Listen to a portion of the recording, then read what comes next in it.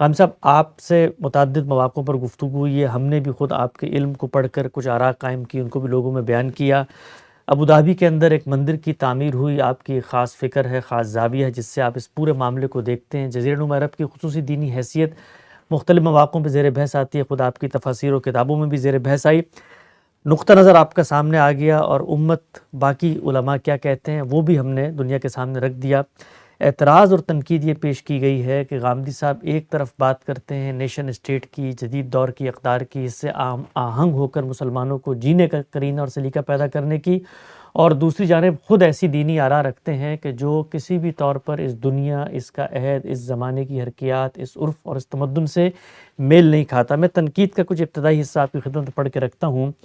ایک صاحب علم لکھتے ہیں کہ غامدی صاحب نیشن اسٹیٹ کی بات کرتے ہیں تو وہ لوگوں کو یہ باور کراتے ہیں کہ ہم نیشن اسٹیٹ کے دور میں جی رہے ہیں۔ اس حوالے سے ہمارے دینی فکر میں موجود اصطلاحات جدید دور میں قابل عمل نہیں، اور اس چیز نے دینی فکر کو جمود کا شکار کر دیا ہے۔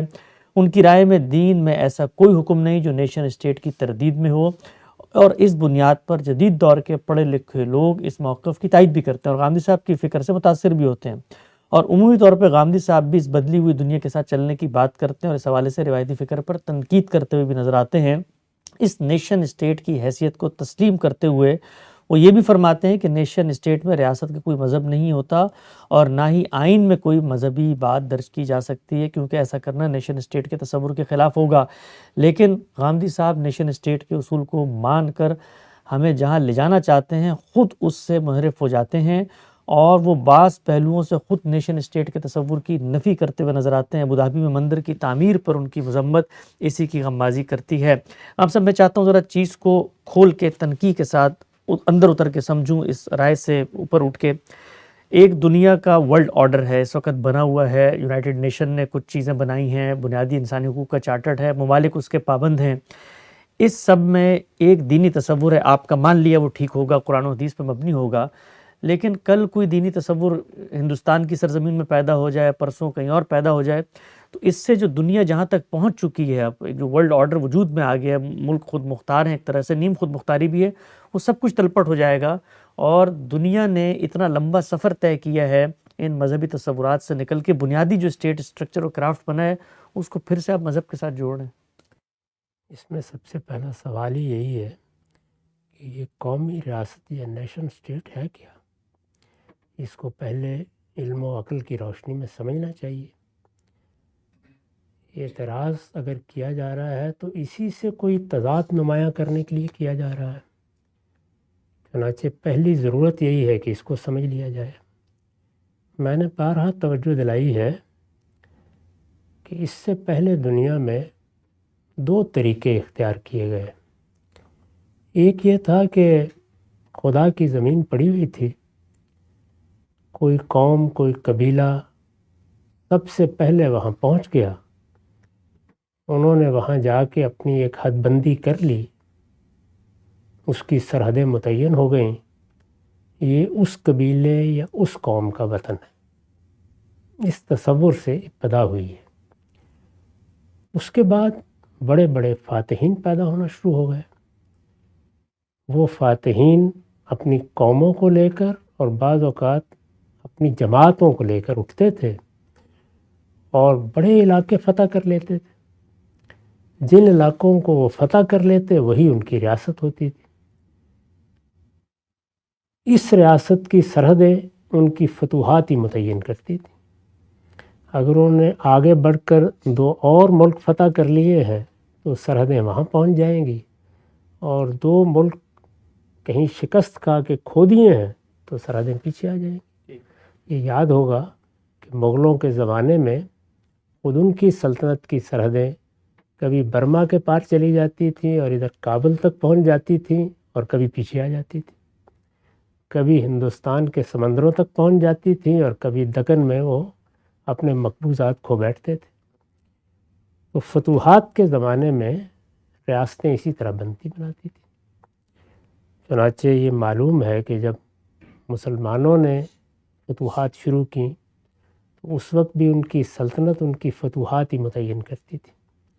ان میں سلاطین پیدا ہونا شروع ہوئے تو انہوں نے اس بڑی سلطنت میں اپنی سرحدیں بنانا شروع کر دی۔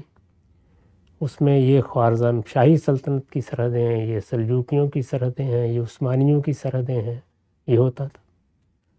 ایسے ہی برطانیہ عظمیٰ نے دنیا پر حکومت کی، تو ایک چھوٹے سے جزیرے کی سرحدیں عالمی سلطنت کی سرحدیں بن گئی۔ ہندوستان بھی ان کی سلطنت کا حصہ تھا۔ مسلمانوں کی 3 بڑی سلطنتیں تھیں جب وہ زوال آشنا ہونا شروع ہوئے۔ ایک سلطنت عثمانیہ جس کا دارالحکومت قسطنطنیہ تھا، دوسرے ایران کی صفوی سلطنت، اور تیسرے ہندوستان کی مغلیہ سلطنت۔ تینوں کی سرحدیں اسی طرح متعین ہوئی تھیں، یعنی جو علاقے انہوں نے طے کر دیے تھے وہ ان کے علاقے تھے۔ یہ معلوم ہے کہ سلطنت عثمانیہ کی سرحدیں ایشیا سے نکل کر مشرقی یورپ تک چلی گئی تھی، بہت سے مشرقی یورپ کے ممالک بھی ان کے اندر موجود تھے۔ ایک زمانہ یہ تھا۔ اس کے بعد کیا ہوا؟ اس کے بعد یہ ہوا کہ آہستہ آہستہ دنیا میں بعض نئے افکار پیدا ہوئے، دنیا میں جنگ و جدال کی قدر بدل گئی، اسلحے کی نوعیت بدل گئی۔ دنیا نے پتھر کے زمانے سے زرعی دور میں قدم رکھا اور پھر انڈسٹریل ریولوشن آ گیا۔ دنیا میں جو تبدیلیاں آئیں ان تبدیلیوں نے مل کر وہ صورتحال پیدا کر دی جس میں یورپ کی بڑی طاقتیں جو دنیا پر حکومت کر رہی تھیں وہ آپس میں دست و گریباں ہو گئی۔ اس کا نتیجہ پہلی اور دوسری جنگ عظیم تھی۔ اتنی بڑی جنگ کہ دنیا کی تاریخ میں اس کو جنگ عظیم یا ورلڈ وار کا نام دیا گیا ہے۔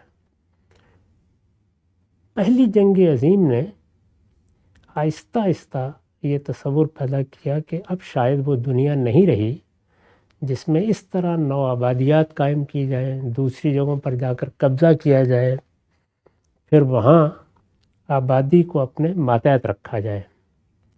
چنانچہ ہمیں یہ معلوم ہے کہ 1928 میں یہ فکر پیدا ہوا کہ اب قومی ریاستوں کی طرف بڑھنا چاہیے۔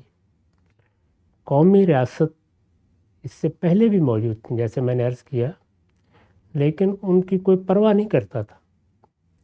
فاتحین اٹھتے تھے اور جہاں تک چاہے ہولی رومن امپائر نے یہ تو نہیں دیکھا تھا۔ لوگ آباد تھے اور اس لحاظ سے ان کی ریاستیں یا ان کے علاقے اپنی جگہ ان کے قومی وطن تھے، یا قومی ریاست کی بجائے قومی وطن کی تعبیر اس زمانے کی رعایت ملحوظ رکھی جائے تو زیادہ موزوں ہوگی۔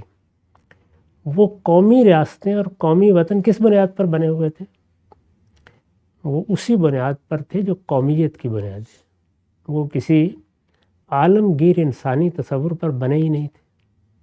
ایک قوم وہاں آباد ہے، وہ نسل کے لحاظ سے قوم کہلاتی ہے، رنگ کے لحاظ سے قوم کہلاتی ہے، زبان، ثقافت، تہذیب اور اسی طرح بعض اوقات تاریخ، یعنی ایک جگہ مختلف قومیں آئیں، آباد ہوئیں، اور پھر وہ ملک ان کی شناخت بن گیا، وہ علاقہ ان کی شناخت بن گیا۔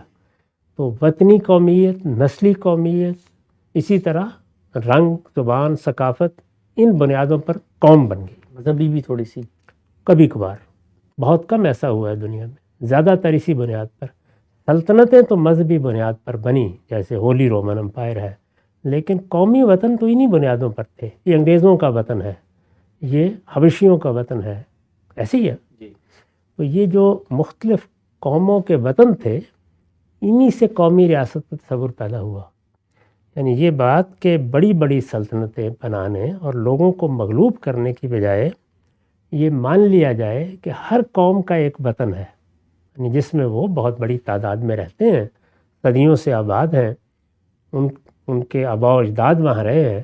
جیسے مثلا ہم ملیشیا میں گئے تو وہ ملے قوم کا وطن ہے، کوئی 4-5 ہزار سال کی تاریخ گزر گئی ہے، کہیں 2000 سال کی تاریخ گزر گئی ہے، کہیں 1000 سال کی تاریخ گزر گئی ہے، تو اب یہاں یہ قوم آباد ہے، یہ اس کا وطن ہے۔ تو یہ تصور پیدا ہوا کہ مان لیا جائے کہ یہ اسی کا وطن ہے۔ قومی ریاست اس کو کہتے ہیں۔ یعنی اگر کسی جگہ بنی اسماعیل ہے تو یہ ان کا وطن ہے، کسی جگہ بنی اسرائیل ہے تو یہ ان کا وطن ہے، کسی جگہ آریہ ہے تو ان کا وطن ہے، یہ ان کا وطن ہے۔ تو اسی بنیاد پر یہ تصور قائم کیا گیا کہ اب فتوحات سے سرحدیں کبھی آگے کر دیں کبھی پیچھے کر دیں، بلکہ تاریخ نے جن قوموں کو کوئی سرزمین دے دی ہے یہ مان لیا جائے کہ وہ ان کا وطن ہے، اور اگر کہیں فتوحات کے نتیجے میں کوئی اونچ نیچ ہوئی ہے تو اس کو دور کر کے وہ قومی وطن بحال کر دیا جائے، یہ قومی ریاست ہے۔ اس میں اگر کوئی دوسری قوم آباد ہوئی ہے، ظاہر ہے دنیا میں نقل مکانی ہوتی رہتی ہے، اور وہ ابھی اس قوم کا حصہ نہیں بنی تو اس کی حیثیت اقلیت کی ہوگی، وہ اقلیت کے بھی حقوق متعین کیے جائیں گے۔ بنیادی طور پر قومی ریاست یہاں سے شروع ہوتی ہے، اور قومی ریاست کے بارے میں جو جدید دور جس کا حوالہ بغیر پڑھے لکھے لوگ دے دیتے ہیں وہ ہے کیا؟ وہ یہ ہے کہ یہ قومی ریاستیں اپنی ریاست پر ملکیت رکھتی ہیں، یہ اس سرزمین کی مالک ہیں، ان کے اندرونی معاملات میں کسی کو مداخلت کا حق نہیں ہے۔ اس وقت کا عالمی نظم بھی یہی کہتا ہے، یعنی اس ورلڈ آرڈر میں اس کی کوئی گنجائش نہیں رکھی گئی کہ ہم قومی ریاستوں کے اندرونی معاملات میں مداخلت کر سکتے ہیں۔ امن و امان کا مسئلہ کوئی پیدا ہو جائے، دوسروں کے لیے جان و مال کا خطرہ پیدا ہو جائے تو وہاں مداخلت ہوتی ہے۔ عام حالات میں ان ریاستوں کا یہ حق مانا گیا ہے کہ اب یہ جس کو چاہیں اپنے ہاں آنے کی اجازت دیں۔ مجھے یہ بتائیے کہ اس وقت جو ویزے پاسپورٹ کی پابندیاں ہیں وہ عالمی قانون کے مطابق ہیں یا اس کے خلاف لگائی گئی؟ مطابق ہیں۔ اس میں کیا آپ ان قوموں کا یہ حق مانتے ہیں؟ دنیا میں بہت سی قومیں جو اپنے ہاں کسی کو شہریت نہیں دیتی، کبھی کسی نے نہیں کہا کہ یہ عالمی قوانین کی خلاف ورزی ہو گئی، یہ عالمی قوانین کے عین مطابق ہے، یہ حق دیا گیا ہے، یہ مانا گیا ہے۔ اگر مغربی قوموں نے اپنے حقوق میں یہ گنجائش پیدا کی ہے کہ ہم ان قواعد کے تحت کسی کو آنے دیں گے تو یہ ان کی ثوابدید ہے، اس کے قوانین وہ خود بناتے ہیں۔ ایسا ہی جن ریاستوں نے پابندی رکھی ہے انہوں نے بھی یہ گنجائش رکھی ہوتی ہے کہ ہماری کبھی اگر مرضی ہوگی تو ہم کسی کو دے دیں گے۔ سعودی عرب بھی دے دیتا ہے، بحرین بھی دے دیتا ہے۔ کیا ہوتا ہے جب ان کی مرضی ہوتی ہے، کوئی قواعد نہیں ہے۔ مغربی قوموں میں جب قانون کی حکمرانی قائم ہوئی، جمہوریت کے اصول قائم ہوئے تو انہوں نے اس کے قواعد بنا دیے۔ یہ قواعد ان کی پارلیمنٹ بناتی ہے، ان کی مقتدرہ بناتی ہے، جب چاہیں تبدیل کر لیں۔ تو اس وجہ سے وہ کون سی دستاویز ہے جس میں یہ حق لکھا گیا ہے کہ قومی ریاستوں میں جس کا جی چاہے داخل ہو سکتا ہے؟ یہ تو میں کبھی کبھی کہتا ہوں، یا برٹن رسل کہا کرتے تھے کہ عالمی حکومت قائم ہونی چاہیے، اس کو تو کبھی نہیں مانا گیا۔ ابھی تک تو یہی اصول ہے کہ قومی ریاستیں خود مختار ہیں، ان کے اندرونی معاملات میں مداخلت کا کسی کو حق نہیں ہے، وہ جس کو چاہیں اپنے ہاں آنے دیں، جس کو چاہیں نہ آنے دیں۔ جانے کے لیے، سیاحت کے لیے بھی میں ان کی اجازت کا محتاج ہوں۔ مجھے یہ حق بھی حاصل نہیں ہے کہ میں بستر اٹھاؤں اور سیاحت کے لیے چلا جاؤں، کاروبار کے لیے چلا جاؤں۔ تو ہر جگہ یہ قوانین، یہ ضابطے موجود ہیں۔ تو وہ کون سی دنیا ہے جس کی یہ بات کی جا رہی ہے؟ میں نے ان قومی ریاستوں کے بارے میں کہا ہے کہ ان قومی ریاستوں میں ریاست کا کوئی مذہب ہوتا ہے؟ بھائی اسلام کی دعوت انسانوں کے لیے ہے، حکمرانوں کا مذہب ہوتا ہے، وہ ہر جگہ ہوتا ہے، اور حکمران ہر جگہ اپنے مذہب پر عمل کرنے کے پابند ہیں۔ میں اپنے ملک کے حکمرانوں کو بھی یہ دعوت دیتا ہوں، دوسروں کو بھی یہ دعوت دیتا ہوں، لیکن ریاست تو پوری قوم کی ریاست ہے۔ اب وہ اقوام کہ جن میں دوسری اقلیتیں بھی موجود ہیں، ان میں یہ سوال دور حاضر میں پیدا ہوا کہ ان اقلیتوں کا جو پہلے سے موجود ہے، یعنی یہ نہیں کہ وہ اب جا کے وہاں آباد ہو جائیں، اب تو وہ اجازت ہی سے جائیں گی، جو پہلے سے موجود ہیں۔ جیسے پاکستان بنا مسلم قومیت کی بنیاد پر بنا، اور دوسری جانب ہندو اکثریت کی بنیاد پر بھارت کو ایک الگ ملک مانا گیا۔ تو دونوں جگہ بہت بڑی بڑی اقلیتیں موجود تھیں، بہت بڑی تعداد میں۔ ہندوستان میں تو ہم جانتے ہیں کروڑوں کی تعداد میں۔ تو ان لوگوں کی کیا حیثیت ہوگی؟ تو موجودہ زمانے میں اس بات کو منوایا گیا کہ جو پہلے سے وہاں اقلیتیں موجود ہیں ان کے حقوق برابر کے ہوں۔ یہ باتیں ان میں سے کون سی چیز ہے جو میرے بیان سے متصادم ہے، جو میں نے جزیرہ نما عرب کے بارے میں دیا ہے پہلے اس کو بتائیے، پھر میں جواب دوں گا۔ اچھا، بڑی خوبصورتی سے یہ جو آپ نے ایک اندر اتر کے تجزیہ کیا ہے کہ قومی ریاستیں وجود پذیر کیسے ہوئی ہیں، ان کے پیچھے فنومنل کیا کار فرما ہے، اس سے تو کچھ حقائق واضح ہو رہے ہیں۔ اچھا، ایک سوال جو بھی آپ نے آخری بات کی کہ آج بھی دنیا کے اندر ہر ملک کی اجازت ہمیں چاہیے کہیں جانے کے لیے، امریکہ ہو، برطانیہ ہو، کینیڈا ہو، آسٹریلیا ہو، لیکن کہیں پر بھی ہم سب جانے کے لیے اجازت نامے میں مذہبی شناخت بنیاد نہیں بنتی۔ آپ کے اپنی دھرتی میں ٹائز کیا ہیں، آپ کی بینک اسٹیٹمنٹ کتنی مضبوط ہے، آپ کی نوکری کیا ہے، ویزا دینا یا ویزا کی رد کرنا کے معیارات یہ ہوتے ہیں، نہ کہ ہماری مذہبی شناخت ہوتی ہے۔ جبکہ جو بات آپ فرماتے ہیں وہ تو یہ کہ جزیرہ نما عرب کے اندر مذہبی شناخت کی بنیاد پہ شہریت نہیں مل سکتی، تو دنیا میں تو آج کوئی بھی قومی ریاست یہ بات نہیں کر رہی۔ نہیں کر رہی تو نہ کرے، یعنی کیا ہمارا یہ حق سلب ہو گیا ہے؟ میں نے تو یہی پوچھا ہے کہ بہت سی ریاستیں ہیں جو یہ سب کچھ دکھانے کے بعد بھی نہیں دیتی۔ وجہ ہوتی ہے لیکن مذہب وجہ نہیں ہوتی سر، میں تو یہ عرض کر رہا ہوں نا کہ بہت سی ریاستیں ہیں نا کہ جو یہ سب کچھ دکھانے کے بعد بھی نہیں دیتی۔ نہیں دیتی۔ ہاں، کیا وجہ ہوتی ہے اس کی؟ یعنی مثال کے طور پر جن ملکوں میں آپ شہریت حاصل نہیں کر سکتے تو وہاں کیا وجہ ہوتی ہے؟ ان کی ثوابدید مرضی ہے، کیا دیکھیں گے کیا نہیں دیکھیں گے۔ تو جب آپ نے یہ مان لیا کہ یہ اس قوم کا گھر ہے تو پھر اس ساری تقریر کا مطلب کیا ہے؟ یہ بتائیے نا مجھے۔ مان لیا نا میرا گھر ہے، اب میں اپنے گھر کے بارے میں یہ قاعدہ بناؤں کہ یہاں پر ٹوپی پہن کے لوگ آ سکتے ہیں ورنہ نہیں آ سکتے، یا یہ بناؤں کہ وہاں پر اس طرح کی شلوار قمیص ہونی چاہیے۔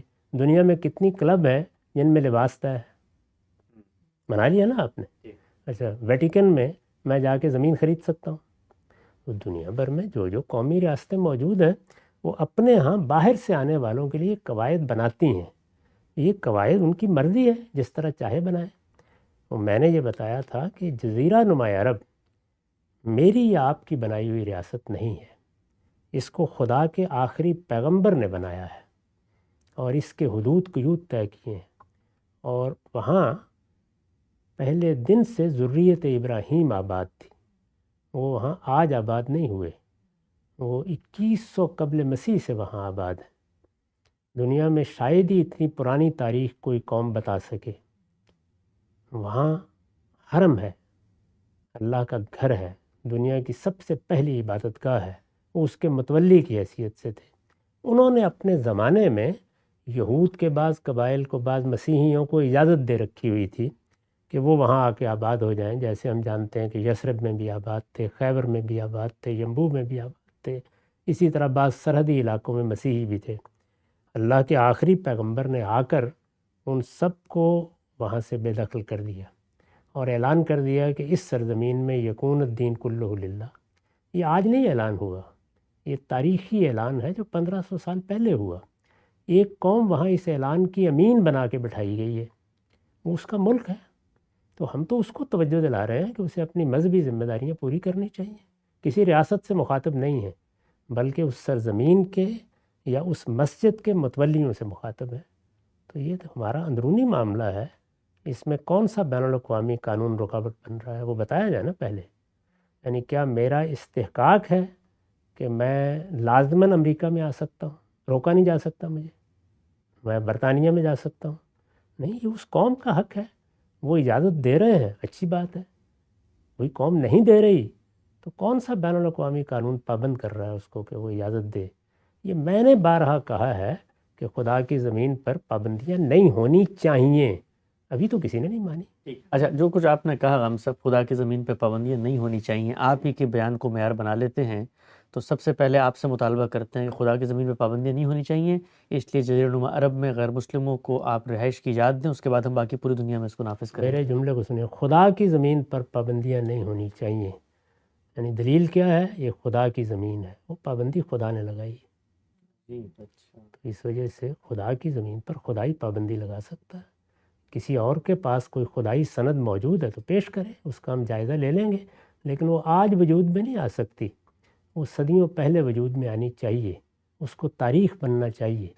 یعنی ملے قوم آج نہیں کہہ سکتی کہ ملیشیا ہمارا وطن ہے، اس کے لیے تاریخی سند پیش کرتی ہے کہ ہم یہاں ہزاروں سال سے آباد ہیں، تو یہ تاریخی سند ہے جس کی بنیاد پر گفتگو ہو رہی ہے۔ اس طرح کی سند کسی اور قوم کے پاس ہے تو ازراہ کرم پیش فرما دیں۔ ٹھیک۔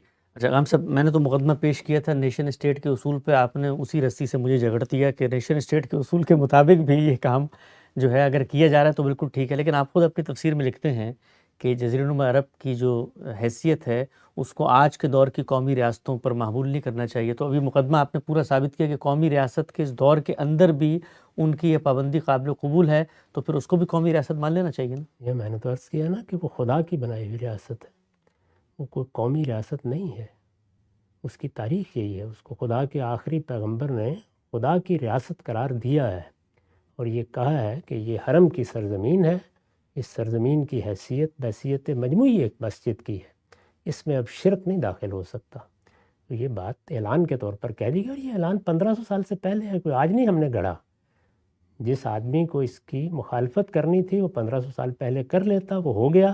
اس کے بعد وہاں ذریت ابراہیم کا اقتدار قائم کر دیا گیا، وہ قائم ہے. اب پہلے آپ دنیا میں قومی ریاستوں کے آداب بدلیے، اس کے بعد اس موضوع پر گفتگو کریں.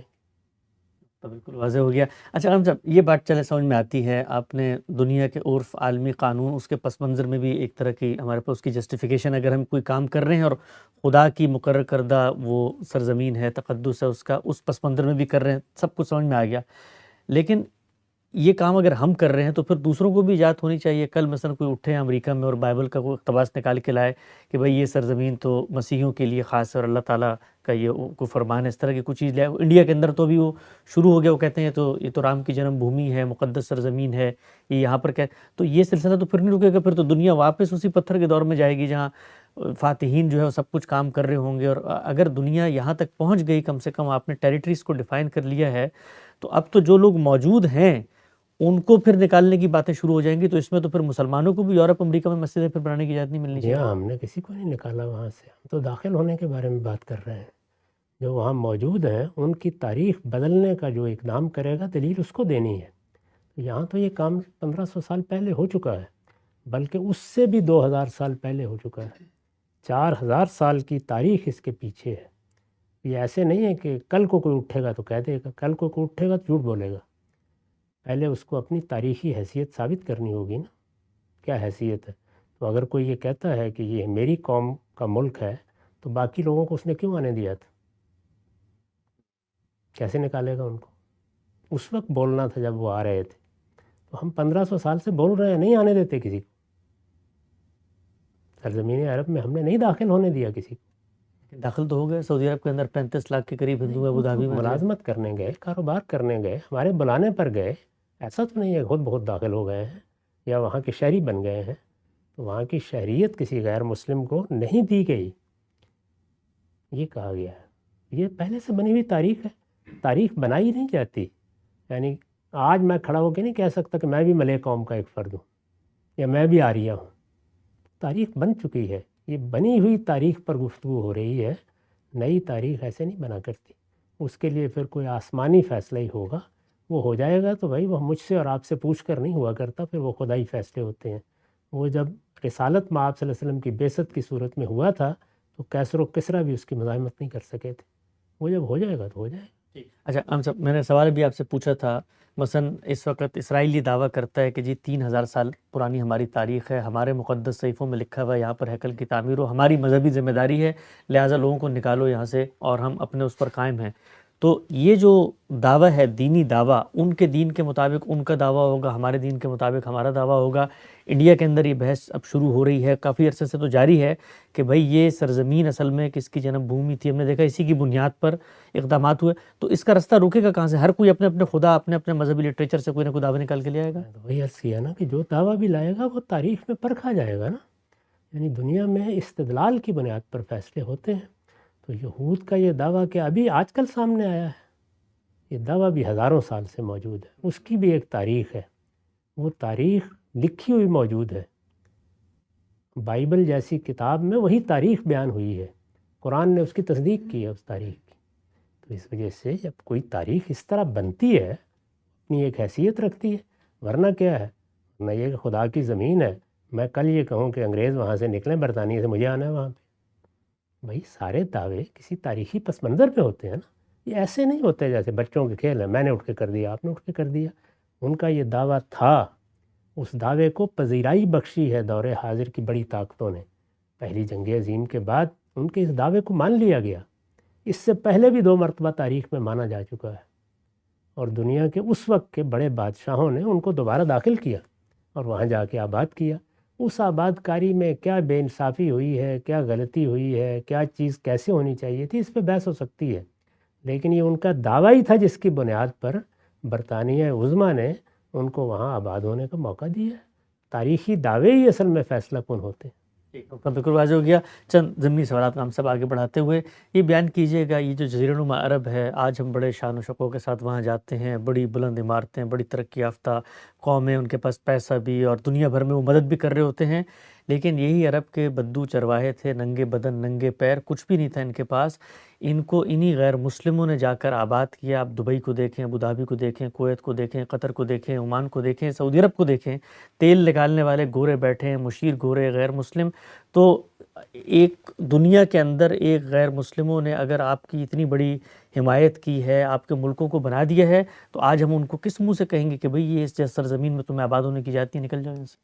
خیرات فرمائی ہے، انہوں نے معاوضہ لیا ہے، کمایا ہے، بھائی تجارت کرنے کے لیے آئے تھے، اس لیے نہیں آئے تھے کہ ہمارے اوپر کوئی احسان کرنے کے لیے آئے تھے۔ دولت ہمارے پاس موجود تھی، تو ہم نے اگر ان کی صلاحیتیں خریدی ہیں تو اس کا معاوضہ دیا ہے۔ کبھی اگر فوجوں کی بھی ضرورت پڑی ہے تو اس کا بھی معاوضہ دیا ہے۔ تو خرید و فروخت تو دنیا میں ہمیشہ ہوتی رہے گی، اس وقت بھی ہو رہی ہے۔